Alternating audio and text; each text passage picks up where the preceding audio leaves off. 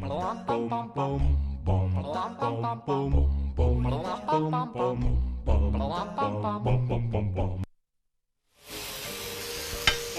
εδώ έχουν πάρει φωτιά τα τηγάνια, ετοιμάζουμε το ψαρονέφρι, το φιλέτο από το χοιρινό και είναι σχεδόν έτοιμο τώρα, έχει πάρει το χρώμα που θέλει ο Αποστόλης, έτσι έχει ηροδοψηθεί, έχει γίνει λαχταριστό. Θα το σβήσει τώρα με το σαμιώτικο κρασάκι. Εδώ τώρα έχουμε σαμιώτικο κρασάκι από τα πάτριά σου εδάφη. Από το νησί μου, το όμορφο. Αλλά πρωτού ρίξω το κρασί, θα πω ότι, γιατί έχω και μάρτυρες ότι με μάλωσες που είπα εγώ να περιμένουμε τελικά λίγο. Εγώ έκανα τέτοιο ναι, πράγμα. γιατί μπροστά σας το είπε έτσι και με έδωσε μια κλωτσιά από κάτω. Δεν το είδατε εσείς, αλλά έχω μάρτυρες. Σβήνω με το κρασί το σαμιώτικο. Καλά σου, Αποστόλη. Αφήνω να εξατμιστεί. Ρεντουιρό τώρα αυτή τη στιγμή. Τι κάνεις? Ρεντουιρό, ρεντουί σημαίνει αφήνουμε να εξατμιστεί το φαγητά, τα ζουμιά αυτά για να φύγει το περιττό το ενόπνευμα. Ρεντουιρό. Ρεντουιρό. Και εγώ ρεντουιρό τώρα. Για να φύγει το περιττό το αλκοόλ. Εντάξει. Και μαθαίνω καινούργιες λέξεις. σε ούτε 2 λεπτά από τώρα. Θα το γράψω αυτό τώρα, δεν μπορώ. Αποστόλη, πρέπει να το σημειώσω. Ρεντουιρό. Ρεντουιρό. Τέλεια, το έγραψα, το έμαθα. Μόλις πέσει λίγο. Το άλλο πώς το είπες? Το προηγούμενο. Ρισολέ. Το ροδοκόκκινο χρώμα που δίνουμε στο. Ρισολέ. Ωραία, μετά θα μου γράψει την επεξήγηση. Παίρνεις πληροφορίες από μένα, τιμή μου και με μεγάλη μου χαρά. Τι να πω. Αυτή τη στιγμή, μόλις λίγο πέσουν τα υγρά ακόμα και καταλαβαίνουμε όταν φεύγει το πολυτονόπνευμα, το άρωμά του καταλαβαίνουμε. Γιατί μετά στη σάλτσα θα ξυνήσει αν δεν το κάνουμε αυτό. Προσθέσαμε αλάτι ή λίγο ακόμα μπορούμε να προσθέσουμε, το δοκιμάζουμε κατά τη διάρκεια του. Θα το είναι πιο αλμυρό το Ιμαλάια, να ξέρεις. Θα το δούμε στο τέλος. Ωραία. Έχω λίγο βούτυρο εδώ, ναι. Το οποίο θα δέσει τελευταία στιγμή τη σάτσα και θα την δώσει θα την γλασάρει, μια πιο λία και κρεμώδη, έτσι φύγει για ληστερή. Έτσι, τέλεια. Κάντο λοιπόν τώρα και αυτό. Εδώ έχουμε συνοδευτικό και έχουμε βράσει και ωραία γλυκοπατάτα που θα συνοδεύσει το ψαρονέφρι. Αγαπάς την γλυκοπατάτα βλέπω και πολύ καλά κάνεις, γιατί έχει φοβερές βιταμίνες και είναι πολύ καλύτερη και από την άλλη την πατάτα, λένε οι διαιτολόγοι. Ναι, έχουμε συνηθίσει να τρώμε τη δικιά μας την πατάτα και δεν βλέπω να τη χρησιμοποιούν πολύ ο κόσμος. Καιρός είναι να τη μάθουν και να αρχίσουν να την επεξεργάζονται και αυτοί. Λοιπόν, αυτό που όταν ρίχνω το βούτυρο, έχω τραβήξει το τηγάνι από τη φωτιά, δεν θέλω να βράζει. Θέλω μόνο αυτό, να δέσει λίγο, να γλασάρει. Αυτό είναι έτοιμο αυτή τη στιγμή. Ωραία, τέλεια. Πάμε να το σερβίρεις τώρα. Χαρά μας και τιμή μας. Μας μαγειρεύει ο Αποστόλης, μας σερβίρει εδώ ωραία πράγματα. Αυτό που ήθελα να πω είναι ότι όποιος θέλει πιο δεμένη την κρέμα, τη σάλτσα, μπορεί να βάλει κρέμα, μπορεί να βάλει κονφλάουρ, μπορεί 1002, αλλά εγώ δεν τα συνιστώ αυτά, γιατί το φαγητό γίνεται πιο βαρύ. Είναι ωραία η σαλτσούλα αυτή, βουτάς και λίγο. Όχι ψωμάκι, το ίδιο το κρέας βουτάς μες στη σαλτσούλα, έτσι, να εξηγιόμαστε. Δεν λέω, εγώ δεν μιλάω για ψωμάκι. Πω, τέλειο. Είμαστε εντάξει. Πάρα πολύ ωραία. Λοιπόν, τώρα για να φέρω εδώ. Εδώ έχουμε κάνει το πουρέ, τον έχουμε βράσει φυσικά τις πατάτες πιο μπροστά για να μπορέσει να μαλακώσουν. Έχω βάλει μόνο βούτυρο, θα ρίξω αλάτι και λίγο πιπεράκι. Έβρασα την γλυκοπατάτα, την έβαλα, τη τράγηξα από τα υγρά της, την έβαλα στο μίξερ, στο blender με λίγο βούτυρο. Η μόνη λιπαρή ουσία που θα έχει θα είναι βούτυρο. Όχι λάδια και αυτά. Ωραία. Δεν συνιστάμε πάντα ελαιόλαδο, εντάξει, ξέρω. Λίγα πράγματα και καλά για να έχουμε τη γεύση. Να σου ρίξω εγώ λίγο πιπεράκι που είπες ότι θες. Φρεσκοκομμένο ωραίο πιπέρι. Πολύ ωραία. Να ρίξω αλατάκι. Και λίγο αλατάκι. Εντάξει.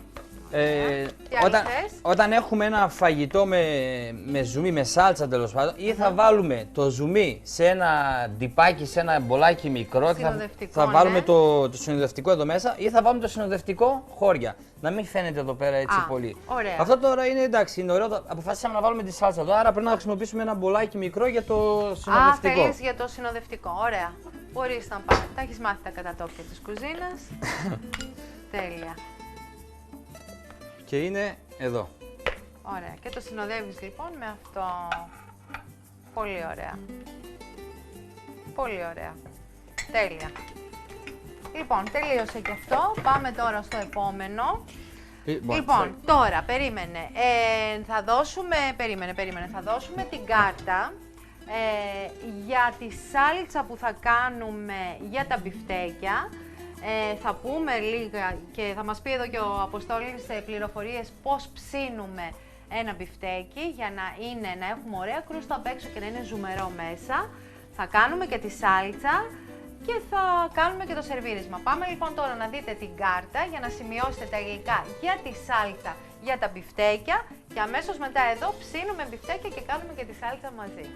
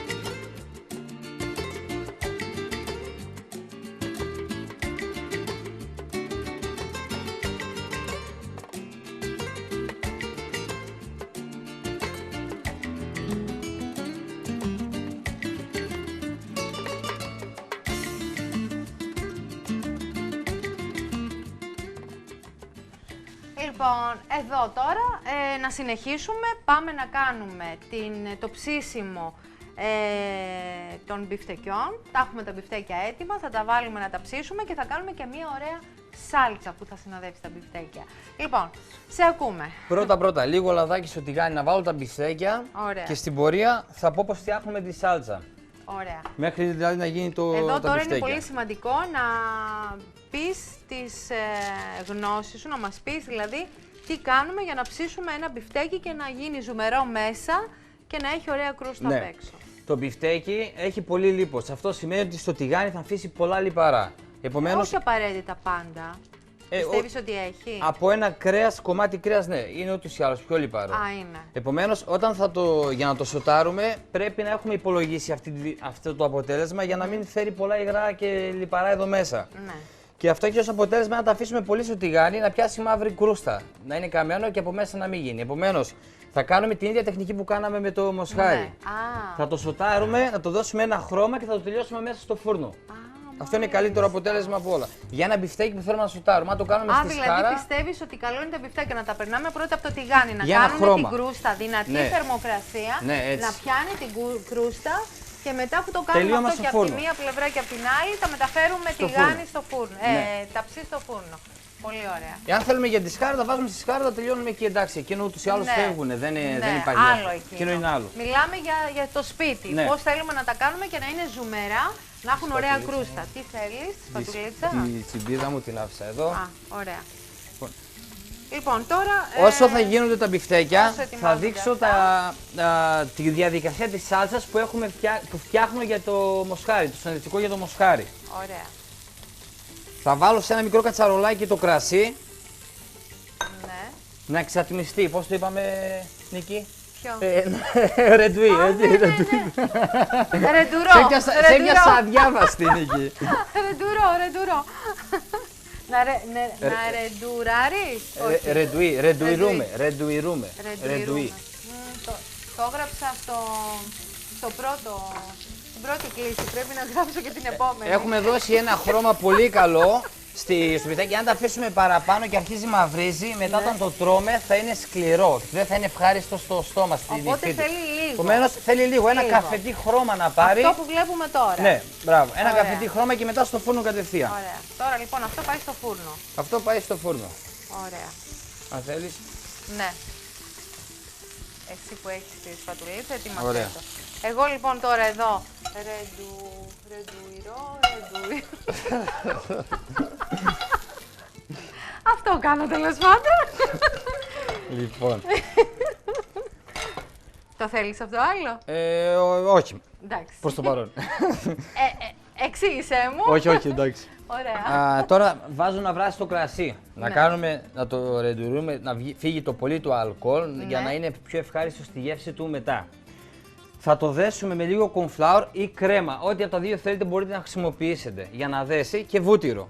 Ωραία. Προτού όμως το δέσουμε, καθώς βράζει το κρασί, θα ρίξω λίγο πράσινους πιπερόκοκκους. Πράσινο πιπέρι, άκοπο.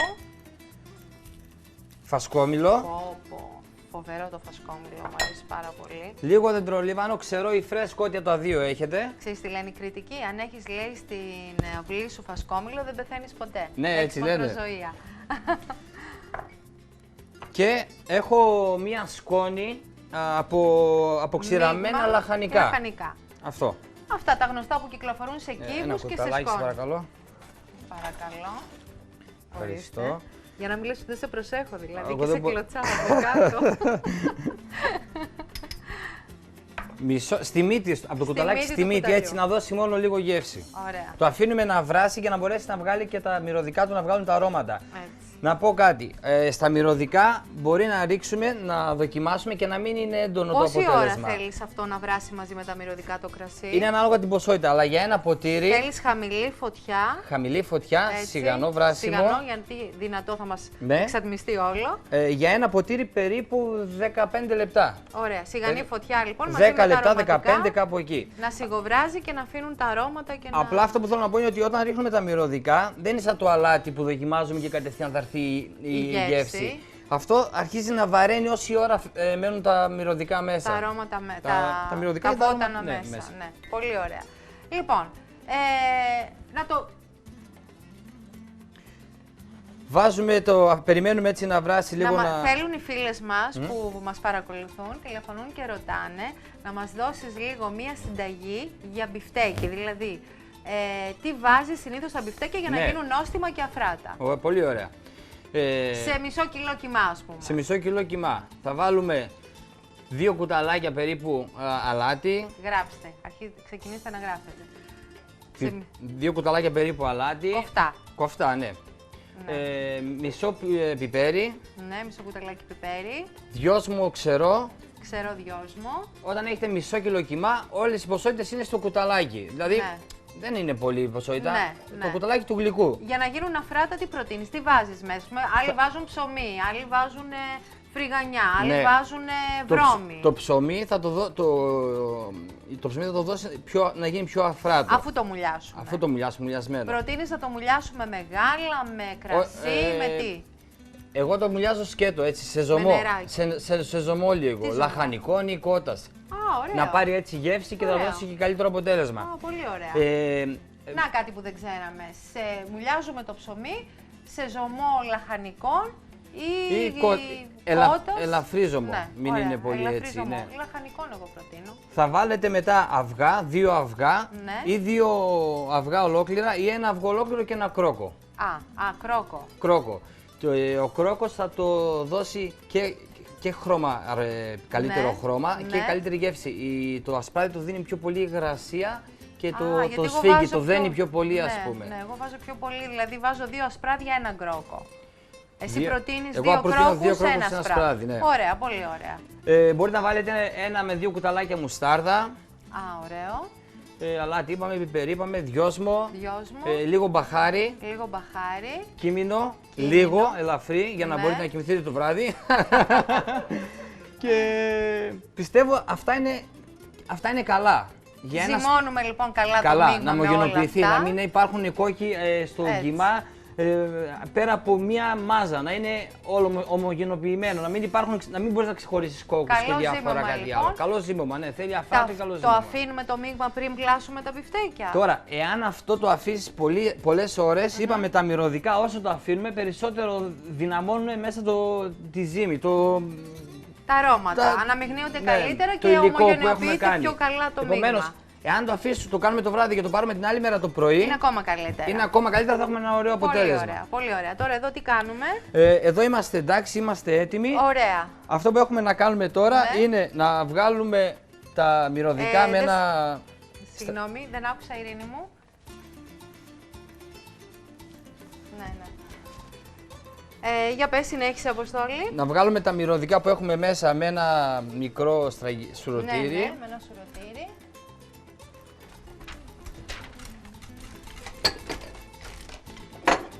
Εδώ το έχω.